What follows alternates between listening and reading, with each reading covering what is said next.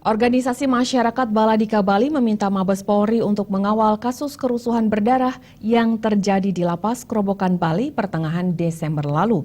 Pasalnya 4 orang anggota Baladika tewas akibat kerusuhan tersebut.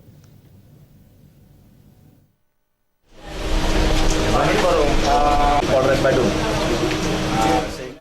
Ditemui oleh awak media saat mendatangi Bareskrim Polri, tim advokasi DPD Baladika Bali menyampaikan permohonan tindak lanjut kepada Bareskrim dalam pengawasan terhadap kinerja Polresta Denpasar dan Polres Badung yang bertugas sebagai penyelidik dan penyidik kasus kerusuhan tersebut. Ketua Dewan Pembina DPD Baladika Bali, Nyoman Sudiantara, mengatakan pengawasan langsung yang dilakukan oleh Bareskrim Polri sangat penting dilakukan, mengingat ada banyak tersangka yang melakukan penyerangan hingga menyebabkan 4 orang anggotanya tewas, berdasarkan bukti dan fakta yang dimiliki pihaknya.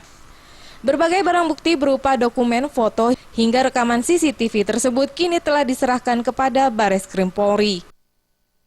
Kami ingin mengambil langkah-langkah konkret dalam artian hukum untuk menyampaikan fakta-fakta sebenarnya berdasarkan gambar CCTV atau saksi-saksi yang ada dalam proses atau kejadian tersebut.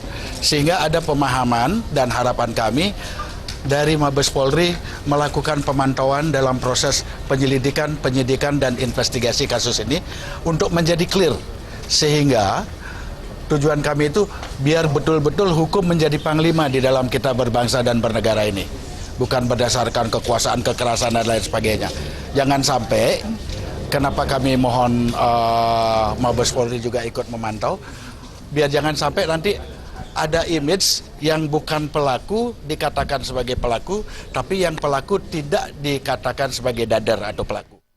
Selain menyerahkan berbagai bukti kepada Bareskrim Polri, pada hari yang sama pula, tim advokasi juga mendatangi kantor Komnas HAM perihal pengaduan pelanggaran HAM yang dilakukan oleh oknum aparat Brimob di Polda Bali.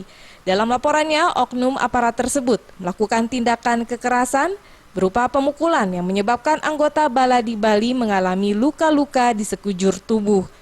Seperti diketahui, saat ini Polres Badung baru menetapkan 14 orang tersangka pelaku kerusuhan yang dilakukan di Lapas Kerobokan dan di Jalan Teuku Umar.